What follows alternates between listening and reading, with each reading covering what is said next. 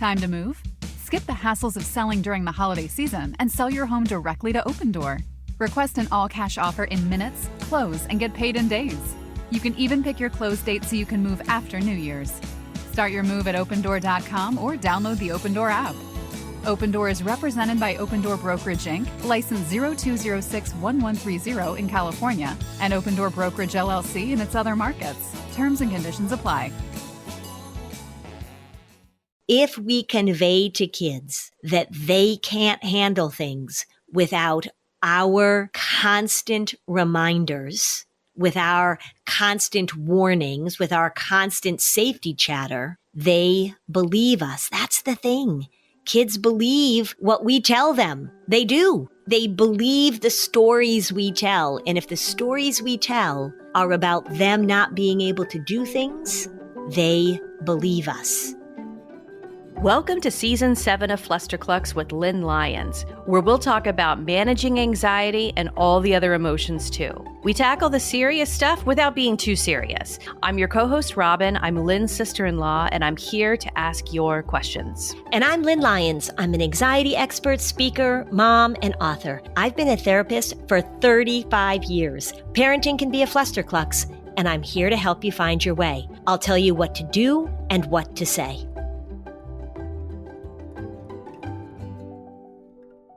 Hey, Lynn. Hey, Robin.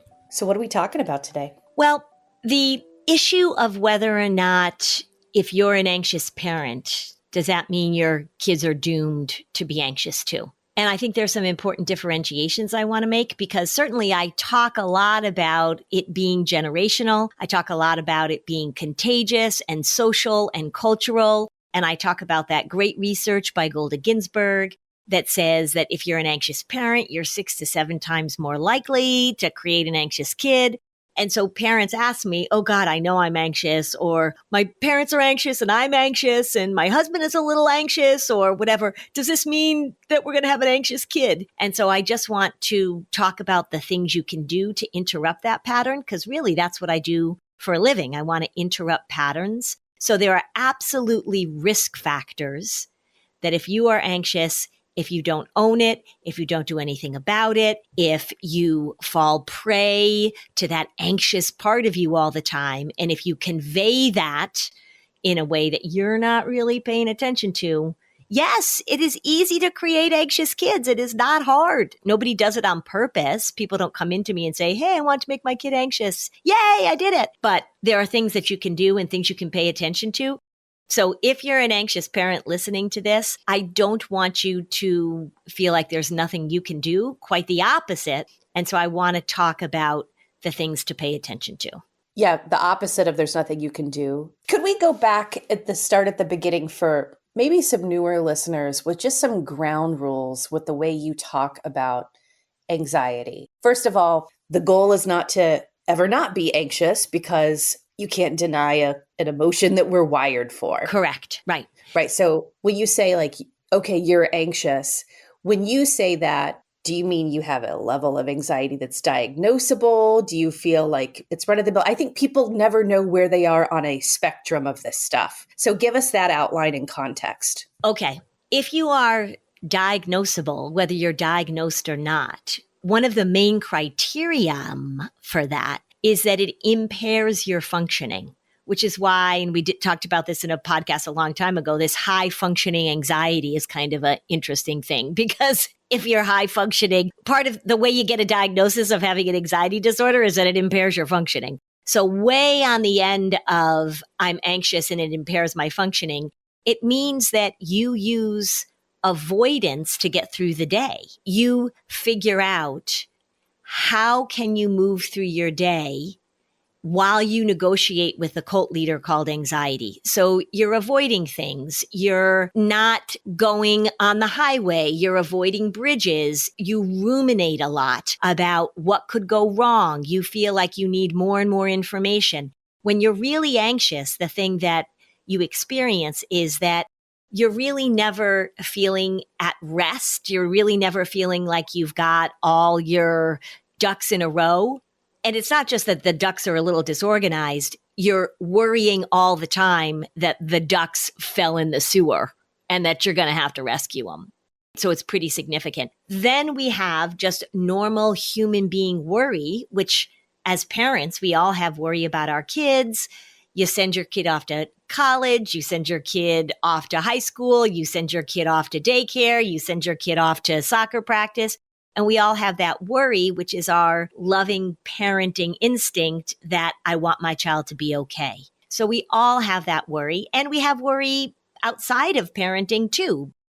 As we're recording this right now, the hurricanes are just pummeling the United States. And so there's reasonable worry about what's going to happen and how people are suffering and what we need to do to plan.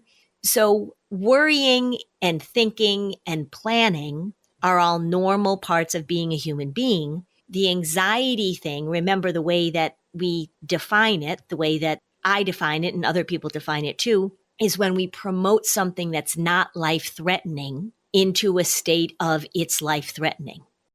Right now, if you are waiting for a hurricane to hit your community and you're scared and you're worried, we wouldn't say, oh, they're so anxious about that hurricane. There really is something catastrophic that is going to happen. If your child has a significant illness, if you are having a problem in which you think you might have to leave your job or quit your job, we wouldn't say, oh, you're being anxious about that. When you are anxious, you consistently talk about, think about, respond, and react in a way that elevates the problem to a place of catastrophe or to a place of emergency. And so when we talk about being an anxious parent, if your constant banter, if the way you view the world, if how you convey things to your kids conveys this idea that the world is a dangerous place, or bad things are going to happen, or bad things are already happening because I imagine that they're happening, that's the style, that's kind of the life approach that we know is really contagious for kids. An example might be, say your child has a bump on their arm. How do you deal with that? Do you say, oh, geez, well, let's see how that is in a few days? Maybe does it hurt? Maybe if it's bothering you in a few days, maybe we'll go and get it checked out. Maybe we'll go to urgent care. And you sort of say to them, yeah, I'm paying attention to this. I acknowledge that there's a bump. Let's see how it goes. Because right now it's not an emergency. But if you tend to be on the more anxious end of things, then your child comes to you and they have a bump on their arm. And where does it go in your brain? Well, they've got some sort of catastrophic illness. What is that? We've got to call the pediatrician right away. We've got to go to the emergency room. We've got a problem here that's emergent, even though there's no evidence yet to support that it's a problem. And how parents react to that stuff, what your initial response is to that stuff, is a good indicator of whether or not you parent anxiously. Even when we're anxious about things, or even when we're worried about things, those of us who aren't way over on the spectrum of being a worried, anxious parent, even if we're worried about it, we have a way of sort of talking to ourselves and talking to our kids that allows us to say, all right, well, let's see how this goes, or let's get more information, or to say to our kids, maybe there's something we need to do about this, but right now, let's just wait and see. That's the big difference. It's that catastrophic, emergent, going to go to that horrible place, going to react strongly in your expressions, in your language, in your desire to protect your kids. You step in very quickly and very strongly before we have any confirmation that this is a dangerous situation. Good. That's great background. So if people listen to that and they're saying like, okay, well, maybe I'm not that bad, but someone in my family is, like they recognize that there is a pattern there. Maybe their parents, one of their parents is that way. It's so common. In the majority of families, there's usually a few people who do sort of have that worldview. Mm-hmm. Yep. There's somebody. And it's interesting because one of the things that I've been noticing, I hang out with a lot of people that are anxious. I have friends that are anxious. I have family members. So I see it all around me, is that one of the things that anxious parents convey to their children is this real message of fragility, this real message of You are frail. The world is dangerous and you are frail. You are fragile. That is a very powerful combination when we're conveying that to our kids. Well, that's why you often say that anxiety voice inside you is saying, you can't handle it, and reinforcing that frailty. And something bad is going to happen. And so the goal with anxious parents is to make sure that they prevent the bad thing from happening. We want to teach kids about paying attention. I used to say to my boys all the time, think one step ahead. We don't want kids to text while they're driving. We don't want them to drink when they're 16 at parties. We don't want them to ride their bike without their helmet or et cetera, et cetera, et cetera. But if you convey consistently that the world is a dangerous place, and if you are scanning all the time for potential catastrophic outcomes, kids pick that up. So a family, for example, where the rule was there was no eating in the house when the parents weren't home. And these were kids that were old enough to be left alone, but the rule was they couldn't eat anything unless the parents were in the house because the parents were afraid of choking. So when that is conveyed, when that level of danger is conveyed, kids begin to perceive the world as a dangerous place and they themselves as fragile. And that is a really, really tricky combination.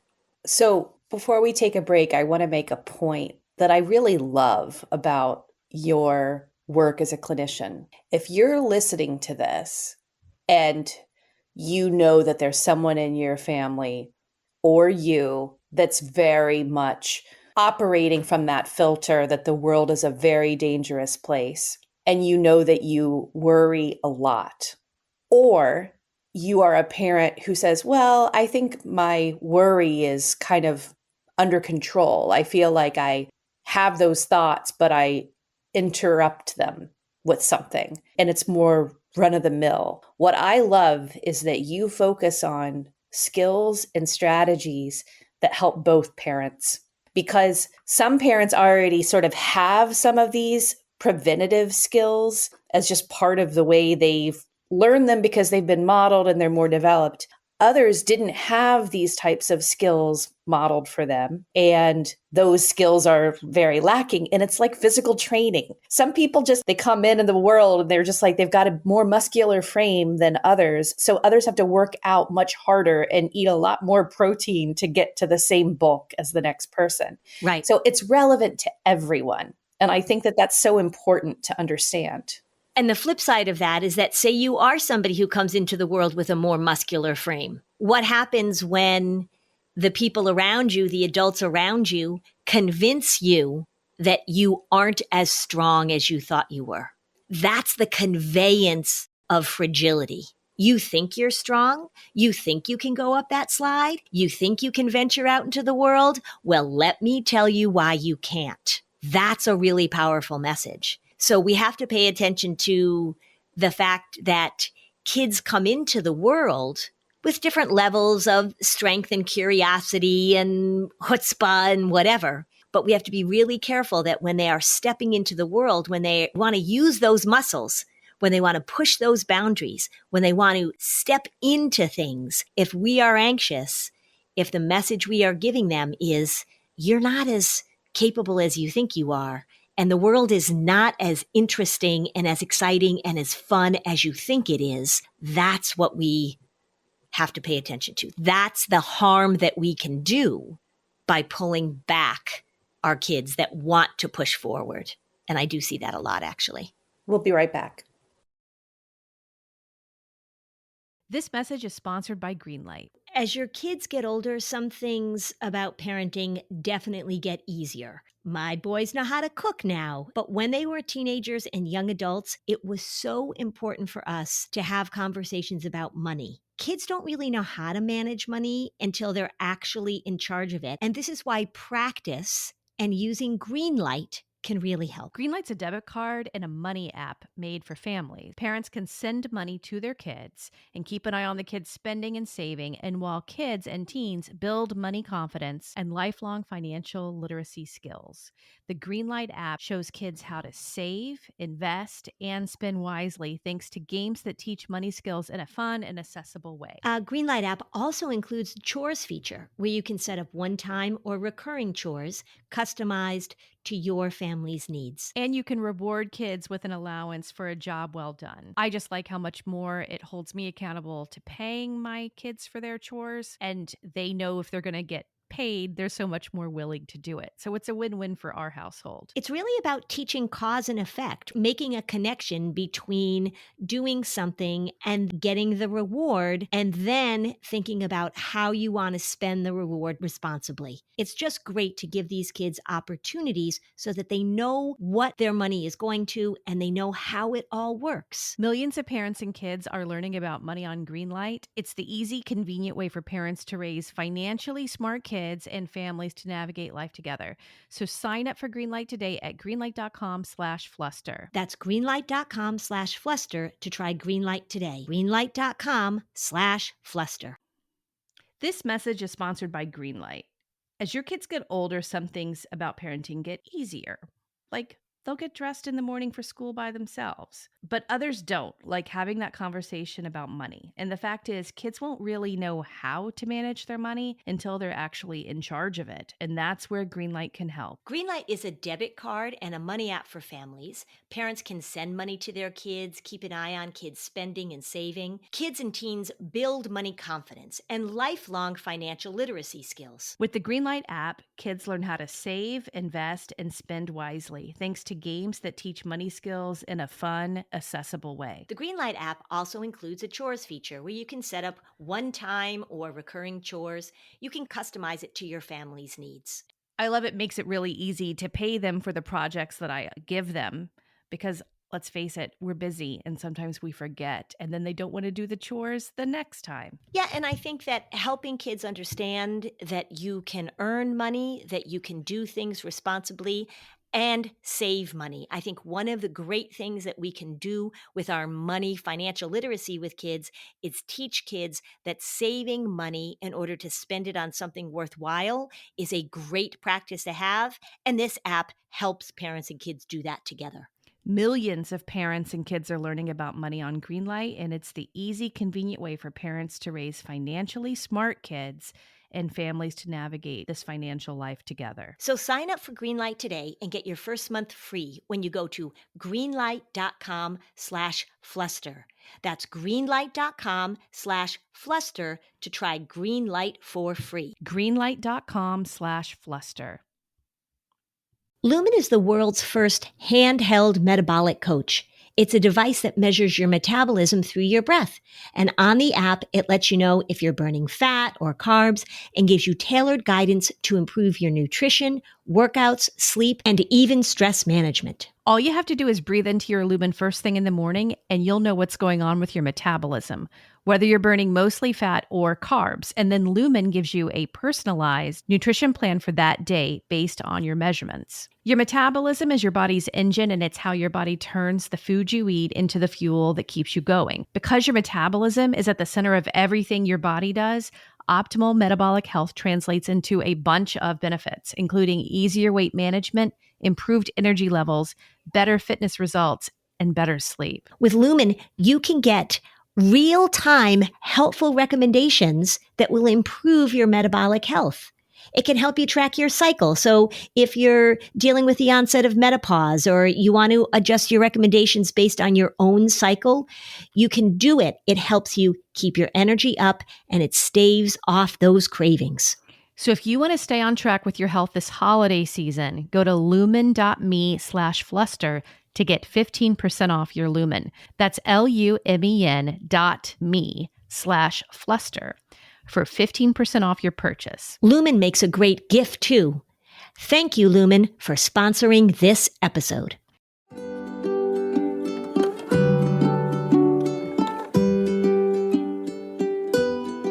Okay, we're back. So I just want to give you a concrete example of knowing the difference.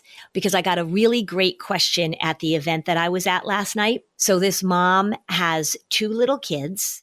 I think she said they were 4 and 7. And she said that one of the things that she does as a mom is that when her kids are stepping into a new situation, she feels like it's important to prepare them. It's important to give them information. And I said, sure. Like if you're going to get a cavity filled for the first time, or if you're starting school, we go for a move up day. I said, give me an example of that. And she said, well, when we go into a restaurant, I would let them know that you go into a restaurant and somebody's going to approach you and they're going to ask you questions. So she wanted to prepare them for the customer waiter interaction. I said, okay. So I said, do you see yourself as an anxious parent? And she says, I don't think so, but I wonder if I'm over preparing. I said, are you still doing it now? Every time you go into a restaurant, do you make sure that you give your kids a little rundown about what's going to happen at a restaurant? She says, no. I told them that, and we've done really well with that. And I said, well, give me an example of how you might be doing it currently. She said, well, we're going on a trip to Europe. And I have been explaining to them and letting them know all the things that are going to be different in Europe compared to here. So the money is going to be different. Maybe some of the food is going to be different. We've talked about the language being different. The cars will look different. I've really been talking to them a lot about what's going to be different when we get to Europe so they're prepared. And I said, okay, how about this? How about you make it a game when you go to Europe that you guys notice and talk about all the things that are different? Why not say to them, we're going to go to another country where things are different than they are in the United States. It'll be fun to notice the differences.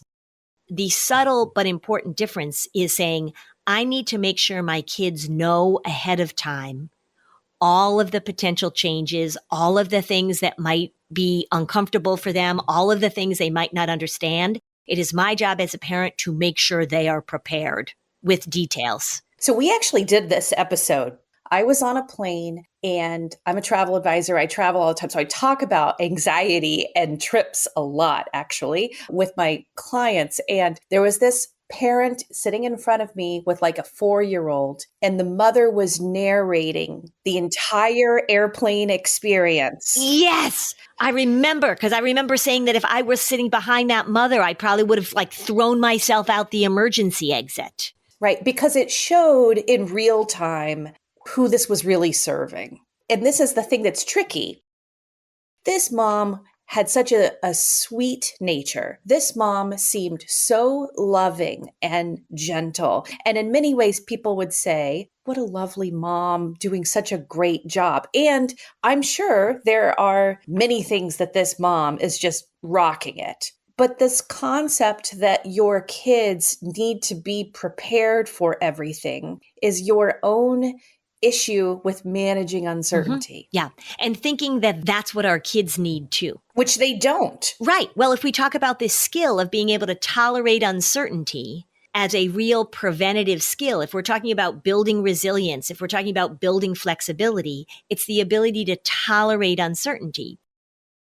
Say this lovely mom was talking about every possible thing that could possibly happen. She's not going to cover all of it. I was thinking about this yesterday because I went to the dentist and they're having a contest at the dentist where all of the hygienists and the dental assistants are decorating the doors of their rooms. So you go in and then you can vote for it. You go in and there are all these doors with Halloween decorations. Now, I didn't know they were doing this, but say you have a little kid who's going into the dentist for the first time or that doesn't like to go to the dentist, and the parent is doing all of this preparing. Like when we go in, remember, we're going to see your dental hygienist's name is Diane, and they do this and they do this. Well, this mom had no idea that there was going to be Halloween decorations on all the doors. So she thinks she's preparing her kid for all the things that would happen at the dentist. And then you walk in and maybe this kid like hates skeletons or is freaked out by Halloween. And this mom had no idea. So now it's like, oh my gosh, I didn't prepare you for this. I should have told you ahead of time that there were going to be, you can't do it. It doesn't work. But if you have this message to your kids that we step into things with a reasonable amount of information. I always say, you don't show up at the airport. I don't show up at the airport and say like, hey, is there a seat for me to go to Dallas? We plan, we prepare. Both of us professionally do an enormous amount of preparing and planning in order to be good at our jobs. But we tolerate uncertainty all the time. And that's if you are an anxious parent and you feel like, or you have an anxious child, and you feel like your job as a parent is to make sure that your child knows exactly what's going to happen, you are getting in the way of developing that really important skill, which is how do we tolerate the things that surprise us, the things that we're not sure of, the things that happen because life happens. And anxious parents tend to err on the side of over preparation, over talking. This is why I say, I just put up an Instagram story the other day because it's tea season again. And I took out my mug and it was my mug that says talk 85% less on it. That I gave you. That you gave me. That's right, Robin gave you. This mom that I was talking to last night that I was answering a question, I said, I think you're on the right track. Because I said, do you see yourself as a worrier? She said, no, I don't. And I said, okay, so I'm going to tell you to talk 37% less because I think you're on the right track. But let your kids explore. Let them have adventures. Let them not know what's going to happen next. I feel like if we had, I'm imagining right now, this fictional studio audience, and like 3 parents are raising their hands, trying to interrupt you and say, but if I don't prepare my kids, they freak out in some variation or another. That's coming up now. So address that. Okay. One of the things we know with kids from a very early age is that they pick up on how parents tolerate uncertainty and how parents move into unexpected events or even just new events, right? You're going to a new restaurant or you're going on a vacation. And one of the things we know about anxious parents is that they perceive the world as a dangerous place, and kids raised by anxious parents perceive the world as more dangerous than kids not raised by anxious parents. So part of it is I have long since, like ever since my kids were little, these parents might say, it has been really helpful for them to know exactly what's going to happen. So you've set that up as the standard. Now you're saying, oh gosh, if I stop doing this, if I pull back this expectation, if I don't give them all this information, they are going to freak out. So what do? Maybe you say, oh, I have been preparing them. And maybe we could say, maybe you're not the anxious parent. Maybe the other parent's the anxious parent. And temperamentally, you've got this kid that really wants all this information. It is okay. It is more than okay at any point to say, you know what? Your worry is demanding that you need to know everything ahead of time. And I've kind of fallen for that. And my worry actually likes to know everything ahead of time too. So I think together, your worry and my worry have been demanding that we talk about everything. We make plans. So we're going to start playing a game. And when we go to this new playground or when we start, whatever the event is, we're going to start noticing the unexpected things that we handle. We're going to start being curious about the surprises, which is a very different message than I can't handle anything unexpected. The new message is we are going to be curious and notice the unexpected events. I think I may have said this. I'm going to say it again if I didn't. But my friend, Karen, who I went to college with, and she teaches on the college level. She's a college professor. And in her writing workshop, she started this semester saying at the beginning of every class, what was the unexpected thing that happened to you today? And how did you manage it? And the kids at first, the students, these are young adults. They're college students. They're all smart and capable. At first, she said they were sort of like, why are you asking us this? And she said, now they're totally into it. And kids come in and they're like, I've got something. So it is interesting when we begin to give kids permission to be curious, to be uncomfortable, to be uncertain. When we normalize that, when we step into that, that's the opposite of what anxious parents tend to do. Can I share something of personal growth? Sure. So when we started this podcast, it was actually March of 2020. I think we recorded the first episode, maybe that like the first week of April. Mm-hmm. Yes, it was. So it was the height of what the heck is going on in this world at the beginning of a pandemic. Yeah. So when you would say phrases like, well, an anxious parent, believes that the world is a dangerous place. When you'd say that, I'd be like, it is an effing dangerous place. I would have that response, like I learned that I'm good at being catastrophic. I don't have a catastrophic pattern because you've taught me the difference. Does my catastrophic thinking intervene with my ability to problem solve? No, it does not. So I'm not like some diagnosed catastrophic person. Right. Because we're all on a spectrum here. But it's interesting that over the time that we've done this podcast and I have absorbed the skills that you are teaching us, when you now say the world is a dangerous place, the world is not a dangerous place, or the world is, I respond to that so differently. And not just because obviously the pandemic went away, but for example, we have a new stage in our parenting where there's a little bit more free range activity with my son and his bicycle. And it's a little more old school. We kind of don't know where he is now much of the time on his bike. And I had to adjust to that thinking because the first few times he did it, I was like, where is he? When is he coming home? It was new to me. I started acknowledging that the catastrophic imagery that I had about that was completely of my own making. And if the catastrophes that I thought were common occurrences, the world would be very different about bicycles. But it's not. And so these are things that people learn. These are patterns that people can interrupt. And that's what I love about the optimism of your message is that when we build these skills, we can change.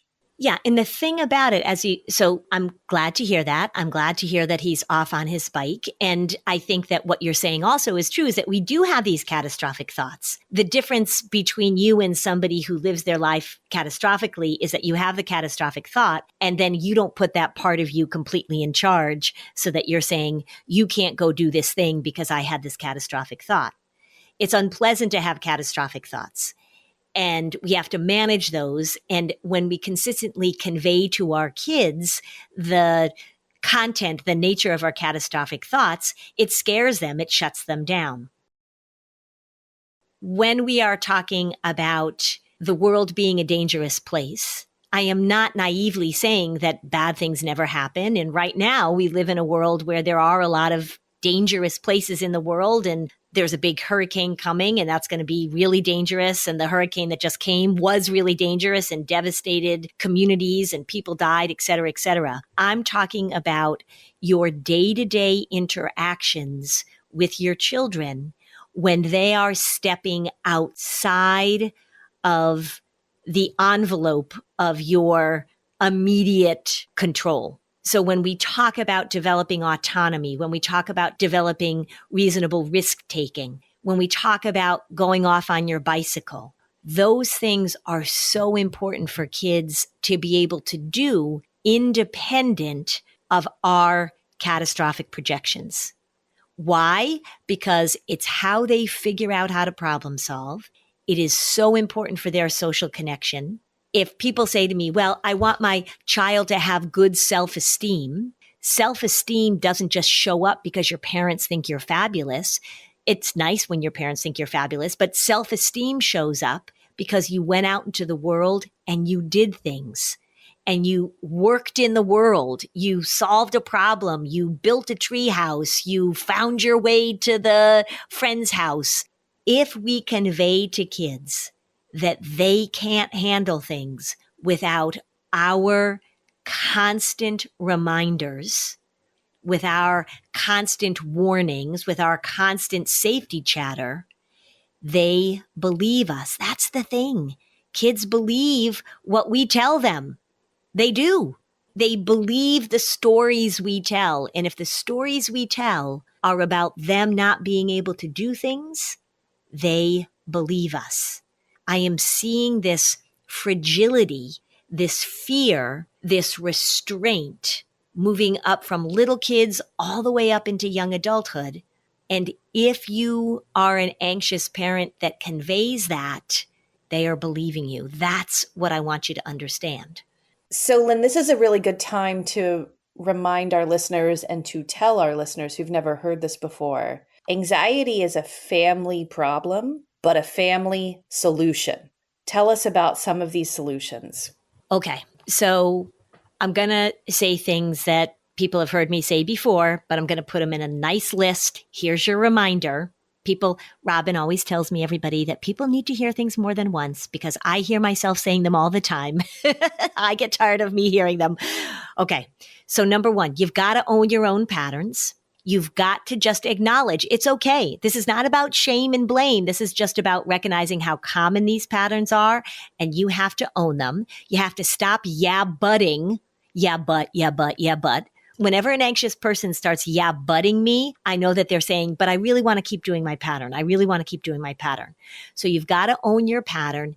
And one of the main patterns I want you to own is how often do you use safety chatter? How often do you talk about, be careful, watch out?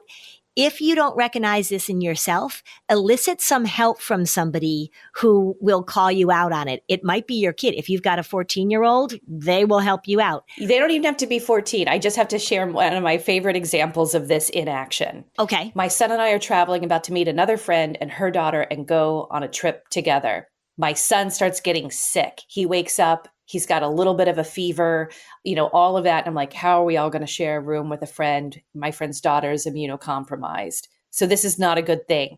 I run to the drugstore next to the hotel and my worry makes me buy the whole store. So I come back. It's like I push a luggage cart in with like all the things. I mean, I'm exaggerating, but like I bought 2 of everything that addresses symptoms and all of that. And as I come back and I'm holding this massive bag, I look at my son, who's like maybe 11 at the time. And I was like, I think my anxiety made me over purchase a lot of these items. And he was like, anxiety shopping at CVS is very dangerous. And we laughed about it. So here I was, I totally committed the pattern. I did still over prepare as opposed to like be paralyzed. But then like we laughed like, well, there was my anxiety doing something. Right. We shrug it off then. Right. And then it becomes a learning experience and it becomes a funny story that you can share and laugh about. Yeah. So you got to own your own stuff. So yeah, your kids will point it out for you for sure. And if you have a partner that's willing to point it out, that's absolutely helpful as well. Just the simple change. And it's simple because it's not complicated, but I know it's hard to change. I know it's hard to break patterns of paying attention to how often you say things like, now be careful, watch out. Oh, don't do, right. If you can just pay attention to that language, that's a huge pattern interrupter. The other thing I want parents to pay attention to, because this is a family thing, it's a generational thing, is pay attention to grandparents. If your kids spend a lot of time with grandparents, if you are anxious, chances are, right? If you give a mouse a muffin, chances are that you've got a parent who also models this behavior. It is very hard for you to say to your parents, your grandparents, hey, mom, we're working on safety chatter and you really are out of control with this, or please stop saying this to your kids. That's hard to do. And it can cause conflict. Maybe in a place you don't want to cause conflict, but point it out to your kids. Kids know this. In my office, I ask them about this. They know who the anxious grandparents are. When you bring it to light, when you talk about it in this different way, it makes a big difference. And we don't want to do it in a way that's mocking the grandparents or teasing the grandparents. But when we bring awareness to the pattern so that the goal is for them to hear those words through different ears. Just like when you brought in the big, huge bag of CVS supplies, your son saw that bag through different eyes. If we can help your kids hear those words through different ears, it absolutely makes a difference. And the best zapper of the earnestness of anxiety is a little levity and humor. That's right. Because if you bring in humor and you're not letting it be this serious emergency, it's like the easiest way to shift it. Taking ownership of it and laughing at myself in front of my son was modeling to not take those patterns too seriously. Right. And it really is okay to be very direct with your kids about this. Because sometimes parents will say to me, well, I don't really want to bring this up with my kids, or I don't know if we should use the word anxiety, or I don't know if I should talk about my worry. They know it. And if they don't know it, but they're experiencing it, if they're just sort of getting marinated in it without really knowing what they're getting marinated in, we don't want that. So look at it generationally and pay attention to where they're getting those messages. I had a client several years ago who had an anxious AF fourth grade teacher. And I was working on these families' anxiety patterns, and they had a good sense of humor. They were a delight to work with. And then this kid gets this teacher, and oh my God. But the way that the child was able to deal with it is to be able to talk to her mom about it, and they were able to kind of joke about it. It didn't become this huge thing, and they were able to see it very clearly with this other person. And it was actually quite a good learning experience. So when we call it out, when we look at it, when we hear it through different ears and see it through different eyes, it makes a big difference. Let's take a break.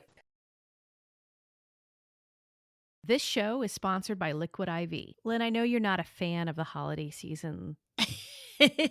I know. I try. It is a very busy time, and we're always rushing around trying to get additional tasks done. So I get that.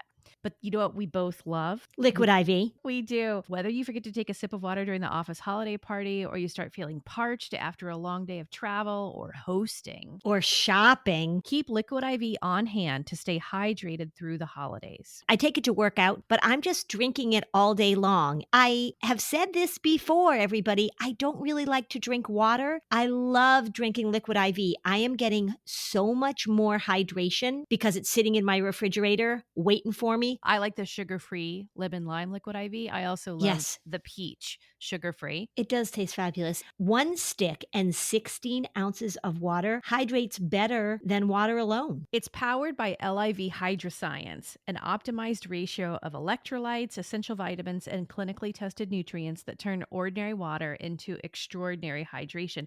And it's always non-GMO, vegan, gluten-free, dairy-free, and soy-free. Stay hydrated through the holidays with Liquid IV. Get 20% off your first order of Liquid IV when you go to liquidiv.com and use code FLUSTER at checkout. That's 20% off your first order when you shop Better Hydration today using promo code FLUSTER at liquidiv.com. This episode is brought to you by Amazon. The holidays are here, and you know what that means? It's time to get your friends and family the gifts they deserve. Take the stress out of shopping with Amazon's great deals and low prices on a huge range of items from toys to tech and much more. Whoever you're gifting for, Amazon has great prices on everything you need this holiday season. Shop Black Friday week starting November 21st. My dad works in B2B marketing. He came by my school for career day and said he was a big ROAS man. Then he told everyone how much he loved calculating his return on ad spend. My friends still laugh at me to this day. Not everyone gets B2B, but with LinkedIn, you'll be able to reach people who do. Get a $100 credit on your next ad campaign. Go to linkedin.com/campaign to claim your credit. That's linkedin.com/campaign. Terms and conditions apply. LinkedIn, the place to be, to be.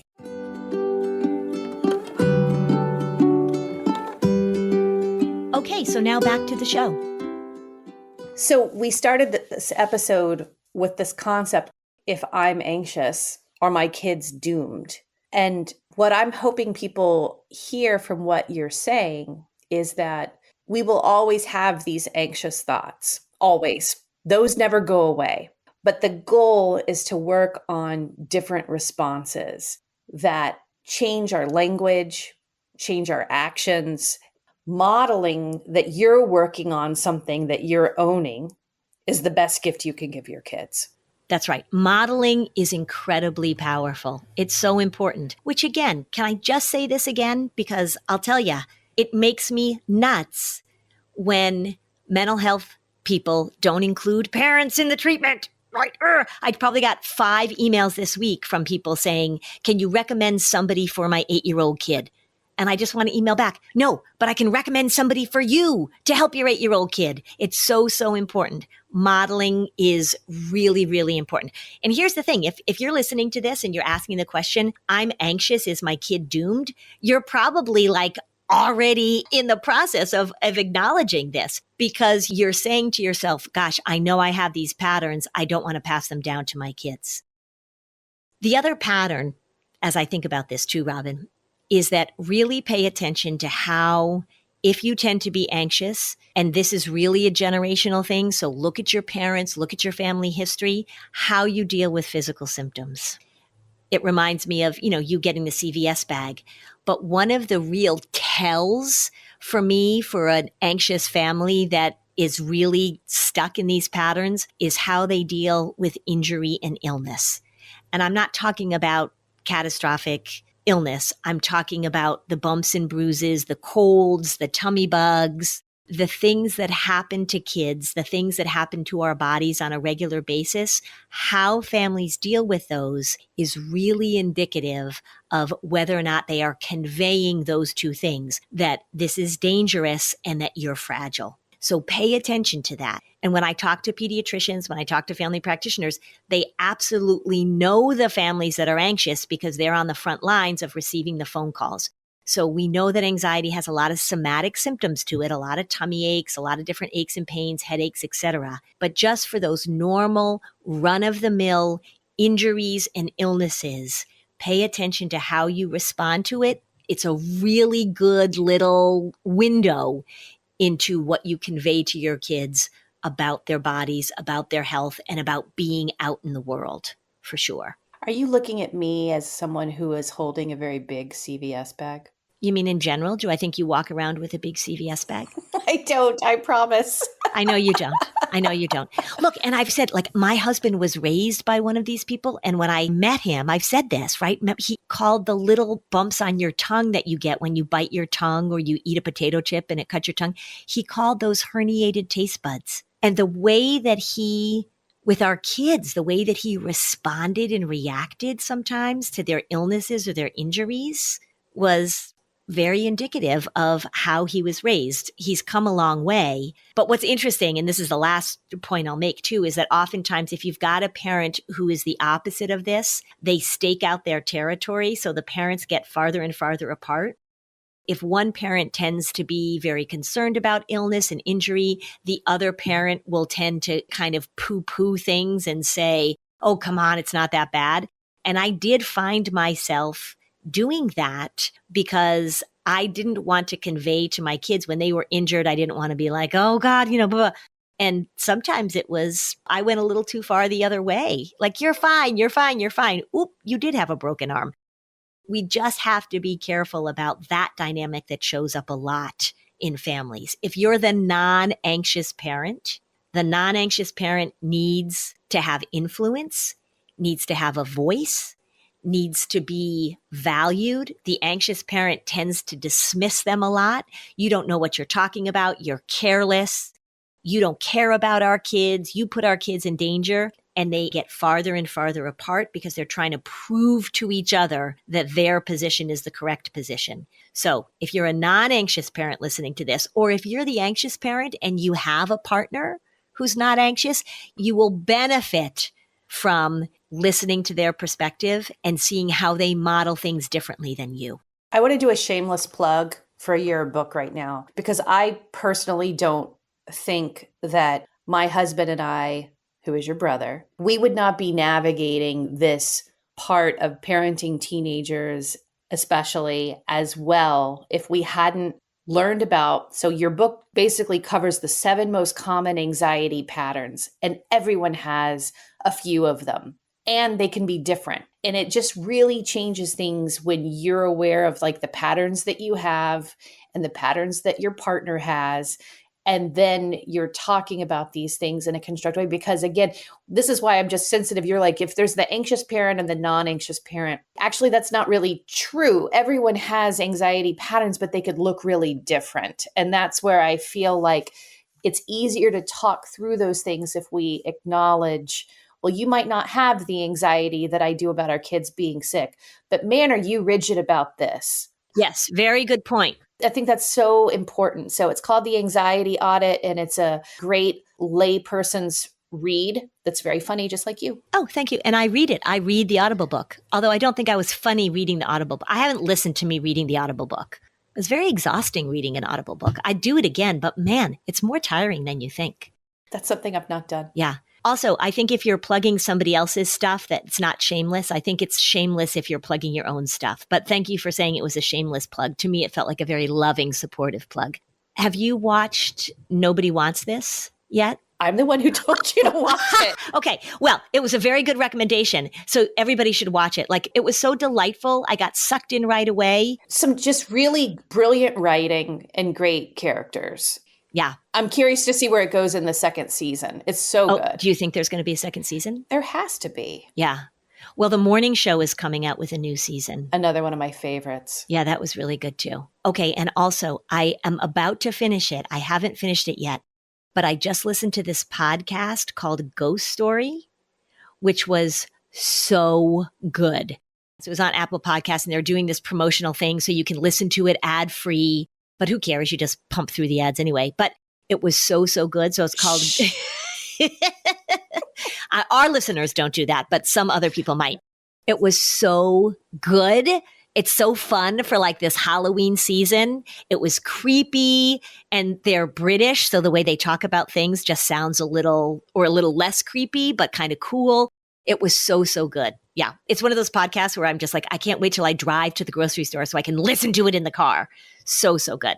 Thanks for the rec. Yeah. Well, what I love about your work too, I'm sorry that I keep doing all these plugs, but the reality is there's just so Don't much, apologize. There's just so much noise out there about bad information about anxiety. First of all, like, what you do is the most evidence-based approach, and it's positive and it's optimistic because people can build skills that have really positive results. You're not doomed. So don't ever think you're doomed. Just push up your sleeves and get ready to do the work. Yeah. And when you're recognizing your patterns, recognize, as Robin said, we all have some of them. We all do this. We're just human beings. We're all works in progress. Just don't, yeah, but when somebody says, hey, if you tell your kids, hey, I'm working on my anxiety patterns, or I'm working on being catastrophic, and they point it out to you, or your spouse points it out to you, or your sibling points it out to you, your first response is that you're going to be defensive. You're going to want to say like, yeah, but this time, yeah, but. Recognize that they hear it. They recognize it. They know it. So trust that feedback you're getting. It's hard to not get defensive. I get that. But allow yourself the opportunity to hear this feedback and make some changes. Small changes matter. They do. You just acknowledging this to your kids matters. You got it. You can do this. We're works in progress. We can do it. Thanks for listening. And if you found this podcast helpful, please give us a 5-star review on Apple Podcasts. It helps other people find this information. And if you'd like to dig deeper on any of these topics, we have specialized playlists on our Spotify profile, and the link is in the show notes. Topics like teens, depression, and OCD. Bye, Lynn. Bye, Robin. No one told us the truth about parenthood. Why? This is the podcast everyone needed before they had kids, because now that those little ones are here, there is a lot to unpack. I'm Rachel Shepherdota, and I am your host for the podcast No One Told Us, where we tell the truth about parenting and let you in on all the stuff you really should have known about before having kids. I am the founder of Hey Sleepy Baby, but this podcast is so much more than sleep. We'll be diving into all the topics that you really care about and need to know while you do your best job raising those adorable, tiny humans. Our goal is to just make you feel less alone and less overwhelmed. There are so many things that no one tells us before becoming a parent, and I think that we should really pull back the curtain on becoming a first-time or second-time mom or dad to share the good, the bad, and the ugly. We'll have a little education, a little fun, and a whole lot of heart that goes into each and every episode. So join me and our amazing guests each week to hear us talk about what no one told us.